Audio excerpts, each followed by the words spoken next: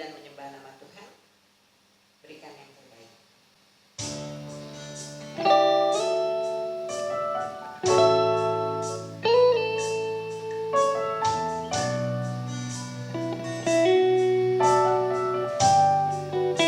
Hanya Yesus yang layak kita sembah. Hanya Yesus yang layak kita tinggikan.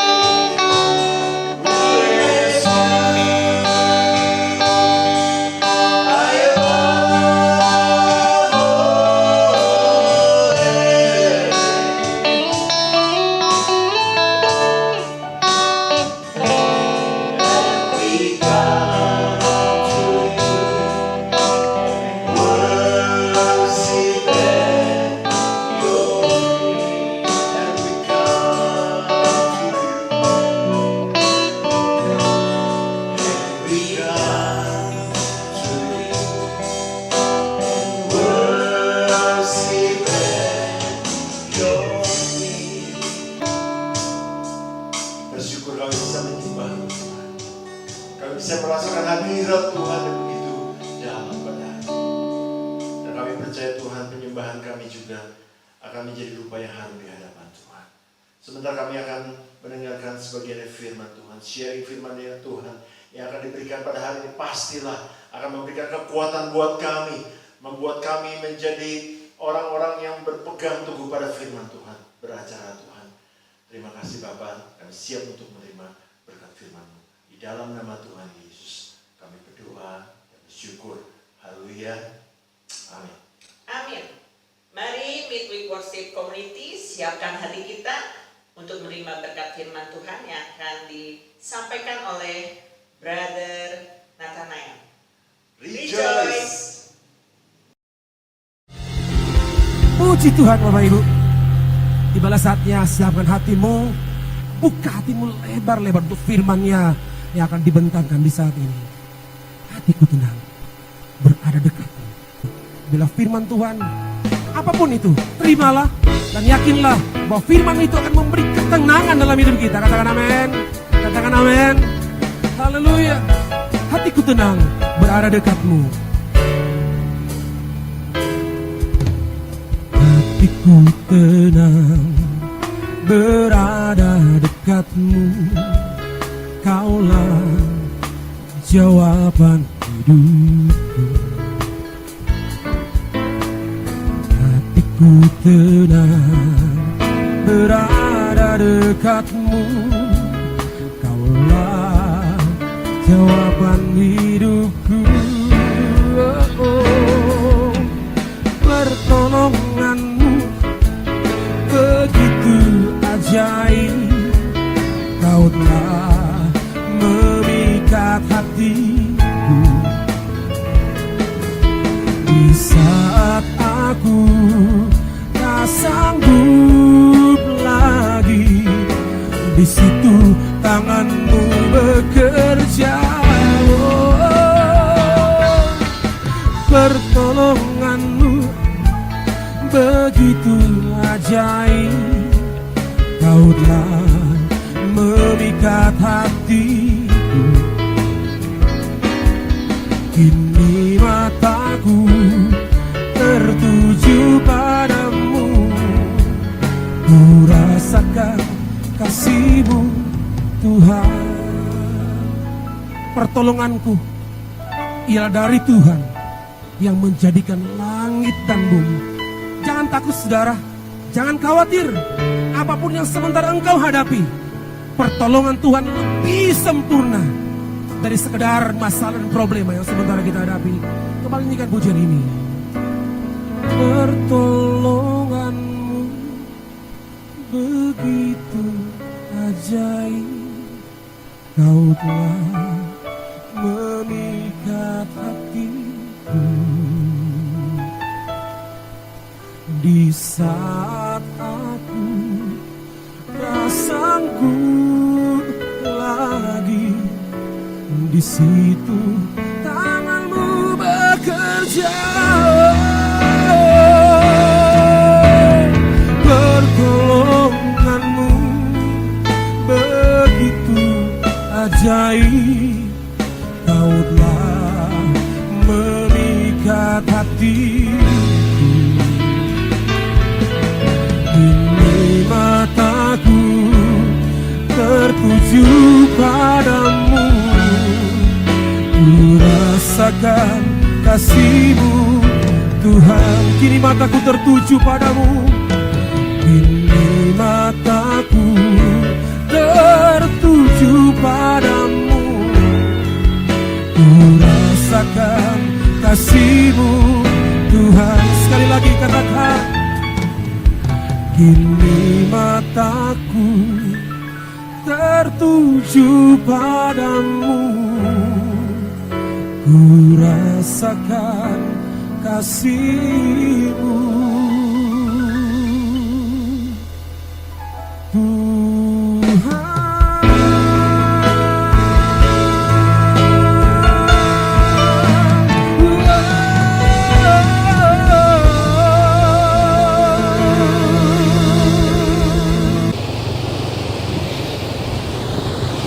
Shalom, selamat siang, selamat sore, selamat malam, selamat pagi.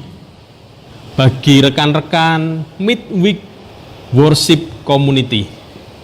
Dimanapun Anda berada, kita akan bersama-sama belajar tentang firman Tuhan.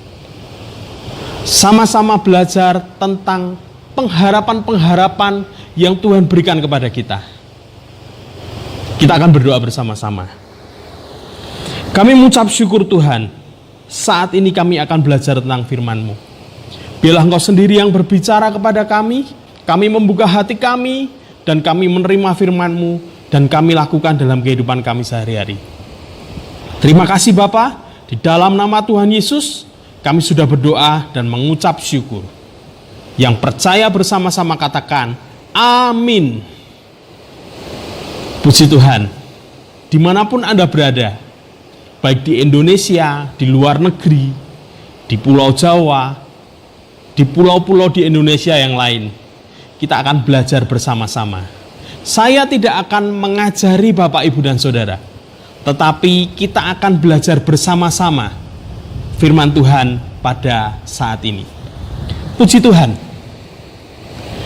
kita akan mendengarkan sedikit pendapat rekan-rekan kita tentang pandemi yang terjadi di dunia saat ini. Saya seorang pengusaha. Dampak masa pandemi ini yang saya alami itu proyek berkurang, jadi penjualan barang-barang memang berkurang. Tapi puji nama Tuhan, saya bisa membuat gudang, juga kios-kios bisa saya sewakan. Dan satu lagi, di masa pandemi ini yang biasanya saya itu setiap tahun bisa pergi ke luar negeri, masa pandemi ini saya tidak bisa pergi ke luar negeri. Semua tur tertunda dan diganti dengan tur secara show. Puji nama Tuhan, saya masih bersyukur karena Tuhan masih memberikan kesehatan kepada saya, sehingga saya masih bisa bersuka-cita bersama keluarga. Puji nama Tuhan. Selamat malam, nama saya Abed. Malam hari ini saya ingin sedikit berbagi, sharing tentang apa yang saya alami sebagai seorang pengusaha di tengah pandemi virus corona yang mewabah di negara kita begitu. Ya, memang tidak dapat dipungkiri bahwasanya corona ini, pandemi ini membawa dampak yang begitu luar biasa bagi orang-orang yang punya usaha atau bisnis seperti itu. Saya pun juga mengalami yang namanya kesulitan di dalam menjalankan usaha di tengah pandemi. Ada beberapa goal, harapan-harapan yang tidak tercapai begitu, bahkan ada yang miss, ada yang gagal begitu. Banyak rencana yang dibangun sebelum pandemi itu, tetapi dengan semangat kerja keras, tidak menyerah, dan disertai dengan doa, dan puji Tuhan, bisnis yang saya geluti ini berhubungan dengan kesehatan. Jadi masih ada harapan-harapan yang bisa dibangun dan diperbaiki kembali. Dan puji Tuhan, dengan semangat kerja keras, dengan doa, dan dengan inovasi yang terus dikerjakan, saya kembali mengalami kelimpahan kembali, mengalami pemulihan kembali, dan bisnis saya berjalan dengan baik. Bahkan beberapa bulan terakhir bisnis saya dilipat gandakan oleh Tuhan begitu luar biasa. Jangan menyerah, masih selalu ada harapan ya bagi orang yang tidak pernah menyerah. Berdoa terus dan berpengharapan kepada Tuhan. Shalom, saya Samuel Santoso. Saya saat ini melayani kaum tunanetra yang dimana pelayanan saya bernama Solo Disability Ministry. Saya mau menyaksikan sedikit bagaimana pengalaman hidup saya pada saat mengalami COVID-19. Terus terang ketika COVID-19 ini ada 1 tahun yang lalu, banyak program, banyak rencana yang saya dan tim rencanakan. Tapi di tahun ini kami tidak bisa melaksanakan program-program itu. Hampir semua program bahkan pekerjaan baik saya maupun juga teman-teman jemaat tunanetra, karena kami umumnya semua terapis pijat hampir tidak bisa memiliki pekerjaan semuanya. Tapi Tuhan ingatkan, Tuhan berikan kekuatan kepada saya untuk saya bergantung kepada Tuhan, dan saya hanya percaya di atas segala-galanya pengharapan saya ini adalah Tuhan yang dapat melakukan perkara besar lebih daripada apa yang saya pikirkan. Saya diajar tahun ini untuk benar-benar bergantung, bersandar hanya kepada Tuhan, dan membawa domba-domba yang Tuhan titipkan kepada saya kurang lebih 30 orang untuk datang kepada Tuhan. Dan kami percaya masalah demi masalah Tuhan akan berikan jalan keluar, dan akhirnya kami menang. Salam sahabat semuanya, perkenalkan nama saya Wisnu Mahardika. Saya berprofesi sebagai mesh tukang pijat.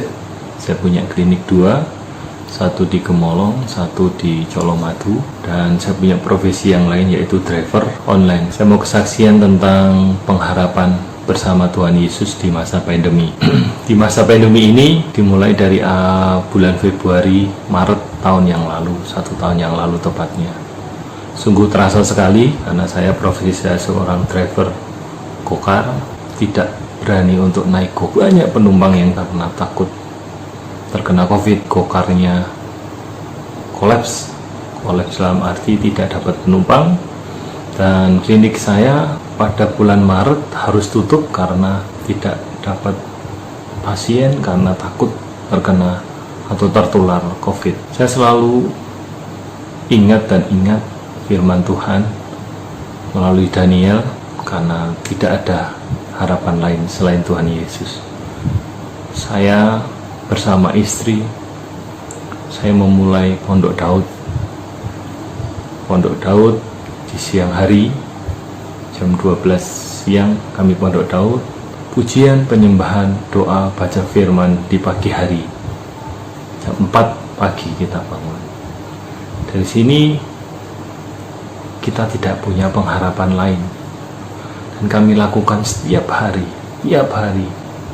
Klinik kami sempat tutup kurang lebih 1 bulan kurang sedikit, kemudian kami buka, dan driver online sempat kami off juga di bulan berikutnya.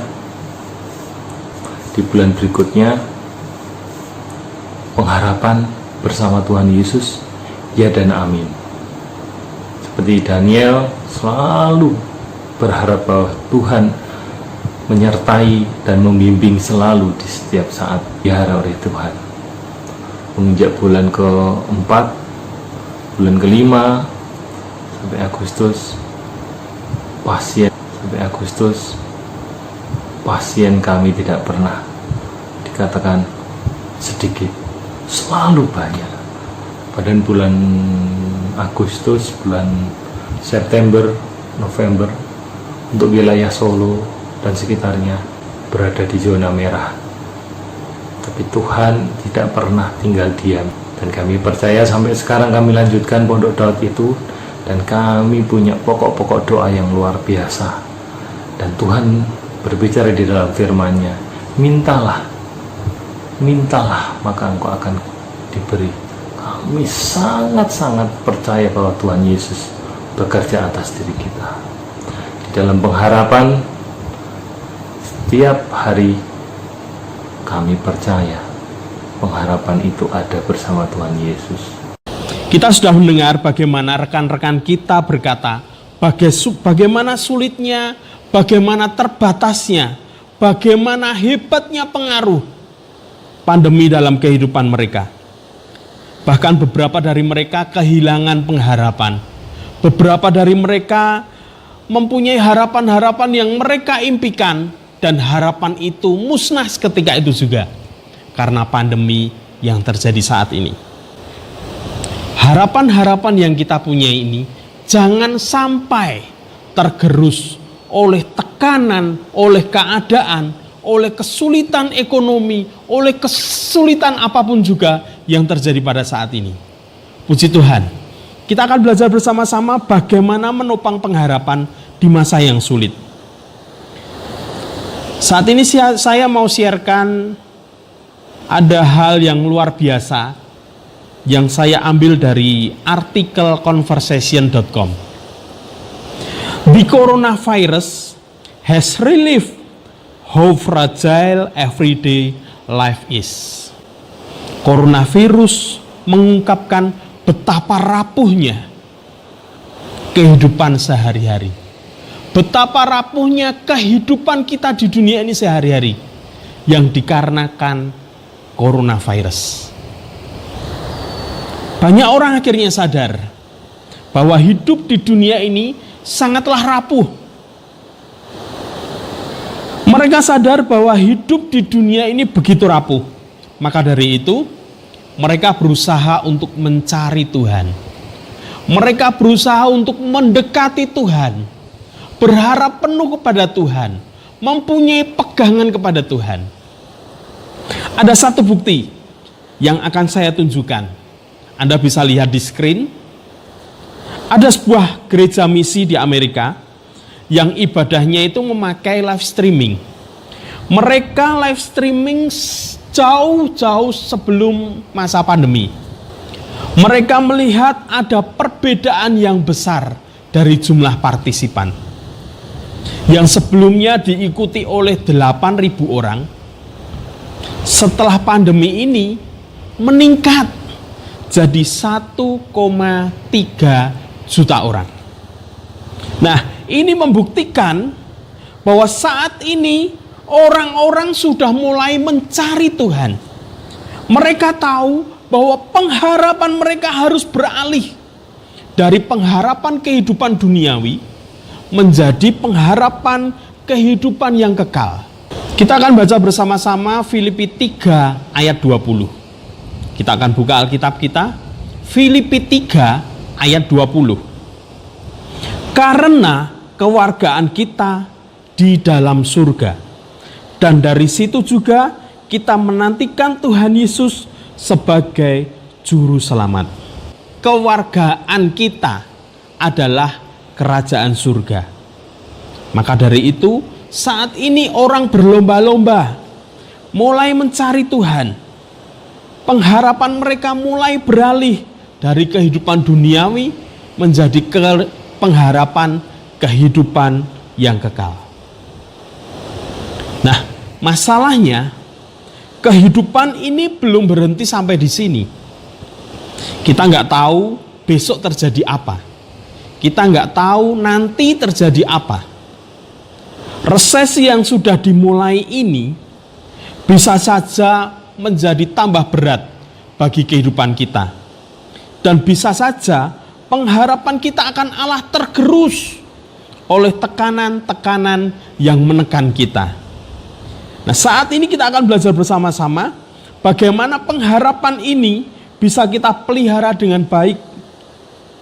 Pelajaran menopang pengharapan ini harus kita lakukan. Pelajaran ini sangat-sangat praktis sekali dan bisa kita lakukan dalam kehidupan kita sehari-hari. Yang pertama adalah menjaga pola pikir. Menjaga pola pikir. Yang kedua adalah menjaga sikap hati. Yang pertama adalah menjaga pola pikir, yang kedua adalah menjaga sikap hati. Yang pertama, menjaga pola pikir.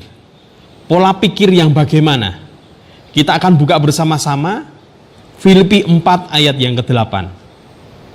Filipi 4 ayat yang ke-8. Jadi akhirnya saudara-saudara, semua yang benar, semua yang mulia, semua yang adil, semua yang suci, semua yang manis, semua yang sedap didengar, semua yang disebut kebajikan dan patut dipuji, pikirkanlah semuanya itu. Bisakah kita menjaga pikiran kita selaras sesuai dengan pikiran surgawi? Bagaimana caranya? Kita mundur ke satu ayat sebelumnya.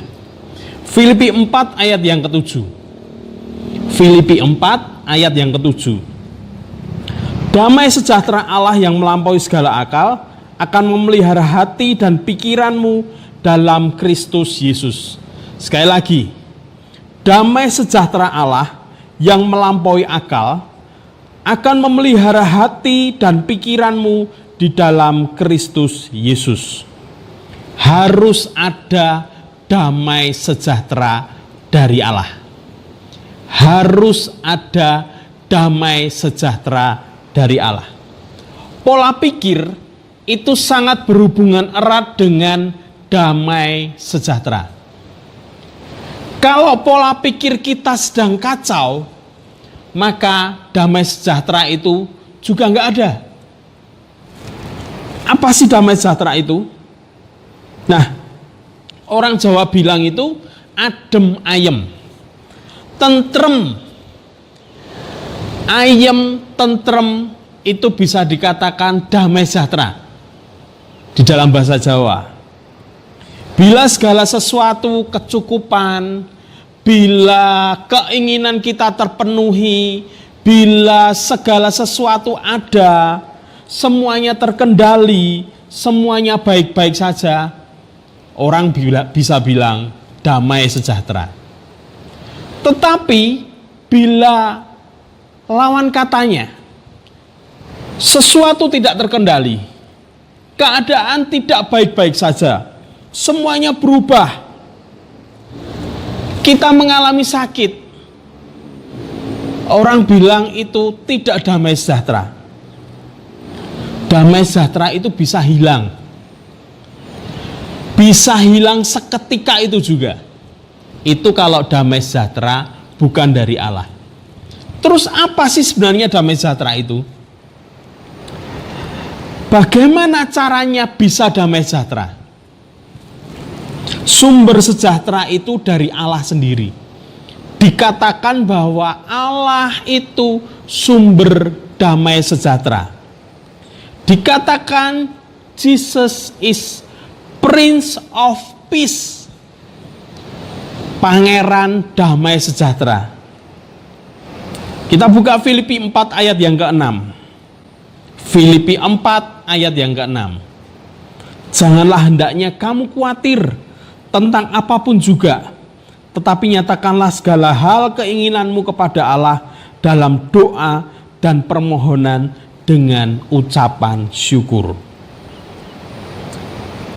Pola pikir kita itu berhubungan erat dengan damai sejahtera. Kalau kita sedang tidak damai sejahtera, kalau pola pikir kita sedang kacau, bisa enggak kita berdoa? Sulit, sangat sulit sekali. Nah, kita saat ini akan pelajari satu tokoh Alkitab. Satu tokoh Alkitab yang dia sudah habis-habisan hartanya. Dia sudah tidak punya apa-apa. Keadaannya tidak semakin membaik, tetapi keadaannya semakin memburuk. Apakah ada damai sejahtera dalam hatinya? Apakah dia bisa mengelola pola pikirnya sehingga dia bisa mempunyai pola pikir surgawi, sehingga dia bisa menerima jamahan Tuhan? Siapa tokoh Alkitab itu? Yang pasti dia berdoa, dia melakukan tindakan iman yang berbeda. Dia melakukan tindakan iman dengan cara yang berbeda. Kita akan baca Markus 5 ayat 21 sampai 34. Sesudah Yesus menyeberang lagi dengan perahu, orang banyak berbondong-bondong datang lalu mengerumuni dia. Ia sedang berada di tepi danau. Datanglah seorang kepala rumah ibadat yang bernama Yairus. Ketika ia melihat Yesus, tersungkurlah ia di depan kakinya dan memohon dengan sangat kepadanya, "Anakku perempuan sedang sakit, hampir mati. Datanglah kiranya dan letakkanlah tanganmu atasnya, supaya ia selamat dan tetap hidup." Lalu pergilah Yesus dengan orang itu. Orang banyak berbondong-bondong mengikuti dia dan berdesak-desakan di dekatnya. Adalah di situ seorang perempuan. Nah, ini dia. Adalah di situ seorang perempuan yang sudah 12 tahun lamanya menderita pendarahan. Ia telah berulang-ulang diobati oleh berbagai tabib sehingga telah dihabiskannya semua yang ada padanya. namun sama sekali tidak ada faedahnya, malah sebaliknya keadaannya semakin memburuk. Ayat 27, dia sudah mendengar berita-berita tentang Yesus, maka di tengah orang-orang banyak itu ia mendekati Yesus dari belakang dan menjamah jubahnya. Sebab katanya, asal ku jamah jubahnya, aku akan sembuh. Seketika itu juga berhentilah pendarahannya dan ia merasa bahwa badannya sudah sembuh dari penyakitnya. Dan pada ketika itu juga Yesus mengetahui bahwa ada tenaga yang keluar dari dirinya. Lalu ia berpaling di tengah-tengah orang banyak dan berkata, siapa yang menjamah jubahku? Murid-muridnya menjawab, engkau melihat bagaimana orang-orang ini berdesak-desakan di dekatmu, dan engkau bertanya, siapa yang menjamah aku? Lalu ia memandang sekelilingnya, lalu ia memandang sekelilingnya untuk melihat siapa yang telah melakukan hal itu. Perempuan itu yang menjadi takut dan gemetar ketika mengetahui apa yang telah terjadi atas dirinya, tampil dan tersungkur di depan Yesus, dan dengan tulus memberitahukan segala sesuatu kepadanya. Maka kata Yesus kepadanya, hai anakku, imanmu telah menyelamatkan engkau.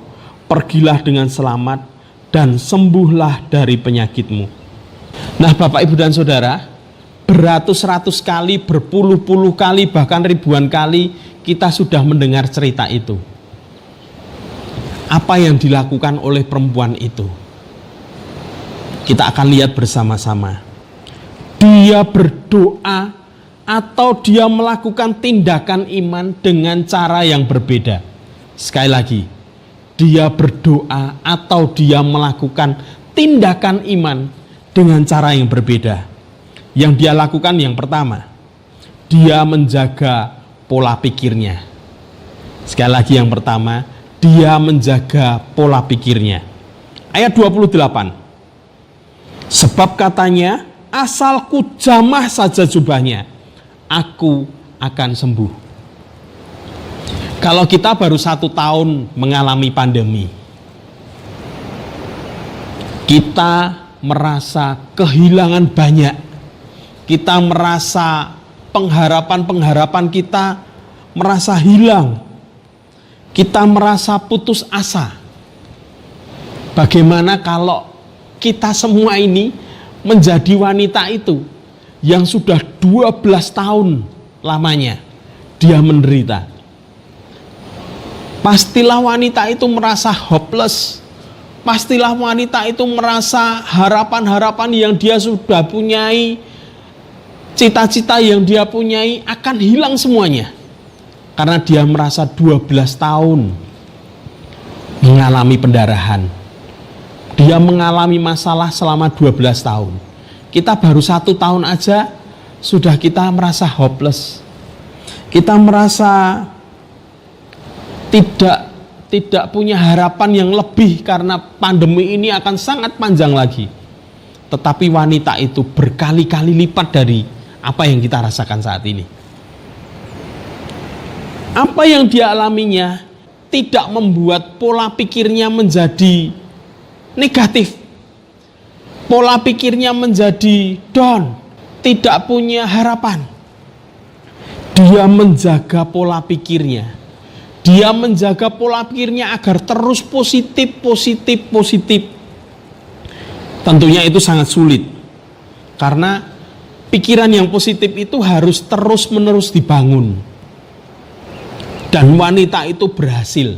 Selama 12 tahun, wanita itu menjaga pola pikirnya. Apa yang dia lakukan? Apa yang wanita itu lakukan? Dia diam-diam mengikut Yesus. Dia tidak seperti penerima mujizat seperti kebanyakan. Menghadap Yesus lalu berkata, Tuhan tolong sembuhkan aku. Atau berkata dari kejauhan, Tuhan tolong saya. Tidak. Yang wanita itu perbuat, itu berbeda dengan penerima-penerima mujizat yang lain. Dia mengikuti Yesus dari belakang. Di tengah kerumunan, dia mengikuti Yesus dari belakang. Ayat 27. Dia sudah mendengar berita-berita tentang Yesus. Maka di tengah-tengah orang banyak itu, ia mendekati Yesus dan menjamah jubahnya. Bukan menemui Yesus lalu berkata bla bla bla bla bla. Bukan. Tetapi dia melakukan cara yang berbeda. Dan akibatnya apa? Dia melakukan sesuatu dengan cara yang berbeda.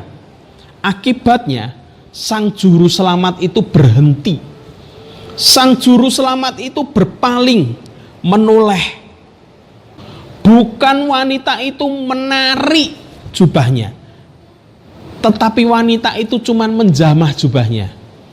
Langsung Tuhan berhenti, menoleh. Markus 11 ayat 24 dikatakan, karena itu aku berkata kepadamu, apa saja yang kamu minta dan doakan, percayalah bahwa kamu telah menerimanya, maka hal itu akan diberikan kepadamu. Apakah wanita itu sudah sembuh? Apakah wanita itu sudah sembuh? Belum. Ayat 29 dikatakan, dia merasa sembuh. Ayat 29 kita baca bersama-sama. Seketika itu juga berhentilah pendarahannya dan ia merasa bahwa badannya sudah sembuh dari penyakitnya. Wanita itu cuman merasa. Apakah wanita itu sembuh? Belum. Wanita itu cuman merasa sembuh. Badannya merasa sembuh. Dia memvisualisasikan, dia membayangkan kalau dirinya sudah sembuh. Nah, ini juga penting. Kalau kita berdoa, kalau kita melakukan tindakan iman, kita harus memvisualisasikan bahwa kita sudah menerima hal itu. Memvisualisasikan. Apakah wanita itu sudah sembuh? Belum. Tetapi yang dilakukan oleh Yesus, dia melihat wanita itu, dia menoleh kepada wanita itu, dan Tuhan memberikan jawaban. Saat ini juga kamu sembuh. Pola pikir kita yang harus kita ganti. Kita harus melakukan tindakan iman yang berbeda supaya Tuhan menoleh kepada kita. Setelah pola pikir kita, yang kedua, kita harus menjaga sikap hati. Kita akan baca Filipi 2 ayat 14. Filipi 2 ayat 14. Lakukanlah segala sesuatu dengan tidak bersungut-sungut dan berbantah-bantahan. Lakukanlah sesuatu dengan tidak bersungut-sungut dan tidak berbantah-bantahan. Bersungut-sungut itu apa toh? Di dalam bahasa Jawanya bersungut-sungut itu ngresulo. Mengeluh. Berbantah-bantahan itu eyel-eyelan. Atau berbantah-bantahan itu adu argumentasi. Nah, ini banyak terjadi di dalam orang Kristen. Banyak terjadi di dalam pelayan-pelayan Tuhan. Selalu ngresulo, selalu bersungut-sungut, selalu berbantah-bantahan dulu kepada Tuhan. Nah, sikap hati inilah yang harus kita rubah. John Piper berkata, do all things without grumbling. Grumbling itu bersungut-sungut. Why? Kenapa? You have a sovereign God. Anda itu mempunyai Allah yang berkuasa. Who is in your side? Allah yang berkuasa itu ada di pihak kita. Who work everything together for your good. Perlukah alasan kita untuk tidak bersungut-sungut karena Allah di pihak kita? Dan Allah sudah mendesain kita, mendatangkan kebaikan terhadap kehidupan kita. Nah, mendengar kata bersungut-sungut ini, kita akan segera ingat dengan bangsa Israel. Apapun yang terjadi di dalam bangsa Israel, dia pasti bersungut-sungut. Entah itu mendapatkan berkat, pasti bersungut-sungut. Mendatangkan orang Israel punya masalah, bersungut-sungut. Apapun yang terjadi, pasti bersungut-sungut. Dalam perjanjian lama dikatakan Tuhan melindungi umat Israel dengan tiang awan dan tiang api. Kurang apa sih? Tapi orang Israel itu tetap bersungut-sungut.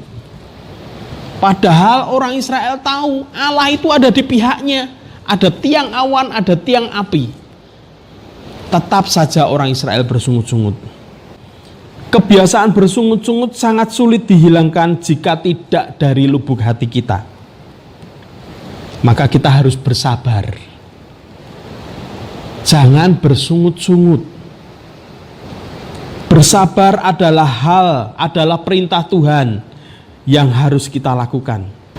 Serahkan saja semuanya kepada Tuhan dan Tuhan akan bertindak. Nah, pelajaran hari ini ada dua hal. Yang pertama, kita harus menjaga pola pikir kita. Kita melakukan hal yang berbeda. Kita melakukan doa yang berbeda. Kita melakukan tindakan iman kita dengan cara yang berbeda. Sama seperti wanita itu. Bukan tindakan iman yang biasa-biasa saja. Kenapa kita harus melakukan tindakan hal yang berbeda? Agar Tuhan menoleh kepada kita. Agar Tuhan berpaling menoleh kepada kita. Tuhan berhenti lalu menoleh pada kita. Apa yang kamu minta? Lalu Tuhan berikan. Itu yang pertama.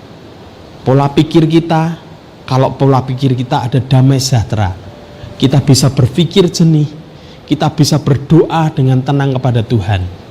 Yang kedua, kita harus menjaga sikap hati kita. Jangan ada sikap yang bersungut-sungut. Apapun yang kita lakukan, jangan pernah bersungut-sungut. God never late. Tuhan tidak pernah terlambat. Dia akan berikan yang terbaik bagi kita. Tuhan punya waktu yang terbaik. Dan itu yang akan diberikan kepada kita. Amin. Mari kita berdoa bersama-sama. Sungguh hati kami mengucap syukur Tuhan. Pada saat ini kami bisa belajar tentang seorang wanita yang 12 tahun pendarahan yang Engkau berikan kesembuhan. Dan kami yakin dan percaya pola pikir kami saat ini sama seperti wanita itu. Kami melakukan tindakan iman yang berbeda. Pola pikir kami membuat segala sesuatu berbeda supaya Engkau melihat kami dan memberkati kami. Dan ajar kami Tuhan agar kami bisa menjaga hati kami supaya kami tidak bersungut-sungut, supaya semua rencana-Mu tergenapi dalam hidup kami. Apapun yang kami rencanakan, Engkau berkati. Terima kasih Bapa. Biarlah iman kami bertumbuh karena Engkau. Dan Engkau memuteraikan dalam kehidupan kami. Dalam nama Yesus, kami berdoa dan mengucap syukur. Amin. Selamat siang, selamat sore, selamat malam, selamat pagi. Tuhan memberkati.